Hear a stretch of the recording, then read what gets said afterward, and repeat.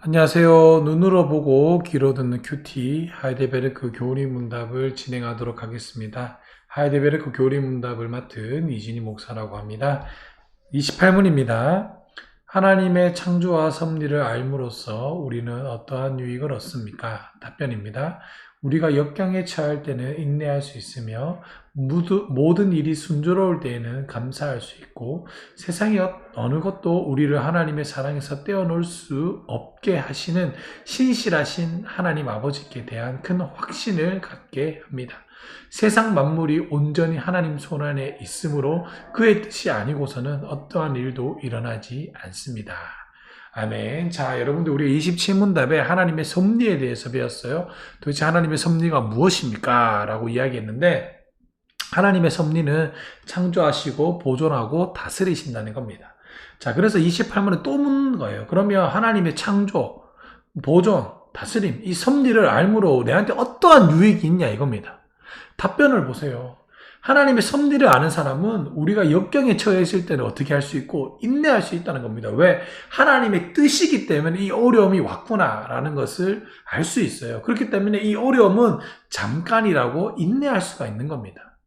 자, 그리고 또 모든 일이 잘 풀릴 때는 어떻게 합니까? 감사할 수 있죠. 왜? 아, 하나님이 나에게 지금 잘 되게 은혜를 베풀어 주시는구나. 지금 잘 풀릴 때구나. 라는 걸 알 수가 있는 거예요. 그러니까 어떻게 할 수 있어요? 감사할 수 있죠. 자, 힘들 때는 참을 수 있고 잘 풀릴 때는 감사할 수 있고 세상의 어느 것도 우리를 하나님의 사랑에서 떼어놓을 수 없게 하는 것이 하나님의 섭리라는 겁니다. 그래서 우리는 신실하신 하나님께 대한 확신을 갖게 되는 거예요. 그냥 믿어라가 아니에요. 하나님의 섭리를 아는 사람은 절대로 하나님의 손을 벗어날 수가 없습니다. 그 온전하시고 크시고 신실하신 하나님의 사랑을 깨달았고 맛봤는데 어떻게 떠날 수가 있겠습니까? 세상 만물이 온전히 누구의 손 안에? 하나님의 손 안에 있으므로 그의 뜻이 아니고서는 어떠한 일도 일어나지 않는다는 겁니다. 혹시 이 영상을 듣고 계시고 보고 계신 여러분들 혹시 내가 지금 힘들고 있습니까? 어려워하고 있습니까? 재물적으로나 환경적으로 어렵습니까? 무슨 뜻이 있다는 거예요. 하나님은 이걸 통해서 반드시 나에게 무슨 요구하는 바가 있다는 겁니다. 그리고는 내가 못 이길 시험은 주시지 않아요. 피할 길을 반드시 주셔요. 예. 하나님은 우리를 테스트하는 거지, 템테이션, 우리를 유혹하는 게 아니라는 겁니다. 자, 그래서 우리가 하나님의 섭리를 아는 게 굉장히 중요하다는 겁니다. 힘들 때는 참을 수가 있어요. 왜? 하나님이 이렇게 시련을 허락하는 것도 하나님 뜻이 있겠구나. 그렇죠. 또 잘 풀릴 때는 하나님 앞에 감사할 수가 있는 거예요. 하나님, 나에게 이렇게 잘 풀린 거는 하나님 뜻이 있군요. 자, 여러분들, 우리 창세기 보면 요셉 이야기를 보세요. 요셉. 요셉은 무슨 잘못이 있어서 형제한테 그래 미움을 당합니까? 그냥 아버지가 자기를 좋아했다는 것만으로 미움을 당해요, 형제들한테. 아무 이유 없이. 그리고 어떻게 돼요? 팔려나가 형들로부터 배신을 당하죠. 떨어져요. 아버지한테 사랑받았다는 이유만으로. 타국에 팔려가. 초거리가 없지. 근데 요셉은 인내해요. 그리고 또 어떻게 돼? 보디발의 집에 가서 가정 총무가 돼요. 열심히 일을 했어. 인정을 받았어. 근데 그 집주인이 꼬셔가지고 싫다라고 얘기했더니 막 감옥에 가네? 여러분들이 요셉이라 생각해 보세요. 인간의 머리는 상상이 안 돼. 또 여러분들 감옥 가서도 또 순종했다? 진짜 열심히 했어. 그랬더니 막 감옥이 간수가 날 잘 보고 총무로 세웠어요. 총무로 세워서 열심히 섬기다 보니까 이제 왕의 떡 굽는 사람하고 이제 술 가는 잔이 들어왔는데 이 사람들 꿈을 해석해 줬네? 그러면서 뭐라고 얘기했냐면 내 꿈이 맞으면 나를 좀 복직시켜달라. 나 억울하다라고 얘기했는데 진짜 그 꿈대로 됐네? 근데 술 가는 잔이 까먹었네?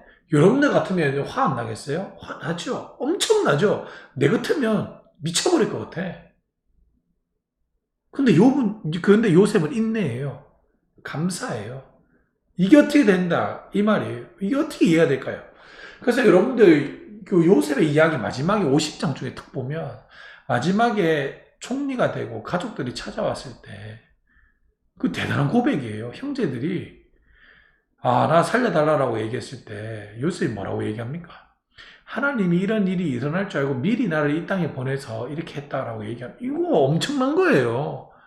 이 요셉의 하나님의 섭리를 몰랐다면 이렇게 신앙적 고백을 할 수가 없는 겁니다. 대단한 겁니다, 이거. 대단한 거예요. 그러니까 우리가 하나님의 섭리를 잘 안다면 이렇게 우리도 요셉처럼 할 수가 있다고요. 근데 왜 신앙이 갖고 있는 사람이 힘들어하고 어려워하고 낙심했다 그러고 그렇게 물론 그렇게 될 수도 있죠. 근데 신앙을 포기하거나 삶을 인위적으로 포기하지는 않는다는 겁니다. 왜? 하나님의 섭리를 아는 사람은 그 속에서 하나님을 발견하고 이 모든 일이 하나님이 계획하심과 하나님께서 하신 일 중에는 은혜가 있다는 걸 알기 때문에 버티고 감사할 수가 있다는 겁니다. 지금 이 영상을 보거나 듣고 있는 분들 혹시 힘들어하고 어려운 분들이 있다면 힘을 내시길 바랍니다. 하나님의 뜻이 있어요. 내 몸이 건강했다가 한순간에 약해진 것도 뭔가 뜻이 있다는 겁니다. 바울 보세요. 바울 그렇게 능력이 많았어요. 수건만 갖다 던져도 질병이 떠나갔어요. 그림자가 내 몸에 대어도 병이 떠나갔어요. 근데 바울은 자기 안에 있는 질병을 못 고쳤어요. 왜? 하나님이 이 질병 때문이라도 더욱더 바울을 하나님 앞에 무릎 꿇게 했고 그렇게 했다는 겁니다.